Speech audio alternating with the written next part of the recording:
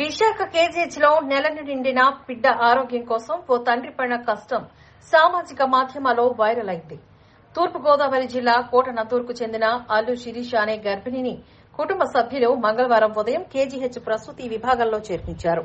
నెలలు నిండకుండానే ఓ బిడ్డకు జన్మనివ్వడంతో ఆ శిశువును బిల్లల వార్డుకు అనుబంధంగా ఉన్న ఎన్ఐసీయూలో ఉంచాలని వైద్యులు సూచించారు.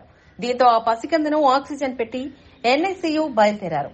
నర్సు బిడ్డను పట్టుకుని ముందుకు నడవగా సమయానికి సిబ్బంది లేకపోవడంతో శిశువు తండ్రి అల్లు విష్ణుమూర్తి ఆక్సిజన్ సిలిండర్ ను భుజాన వేసుకుని ఆమె వెంట వెళ్లారు. ఈ ఘటన వీడియో తీసిన కొందరు సామాజిక మాధ్యమాల్లో పెట్టారు.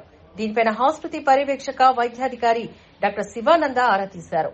వైద్యులు సిబ్బందిని పిలిచి ఆగ్రహాన్ని వ్యక్తం చేశారు. ఇటువంటి ఘటనలు పునరావృతం కాకూడదని ఆదేశించారు. ఇక నుంచి బ్యాటరీ వాహనాన్ని అందుబాటులోకి తెస్తామని చెప్పారు.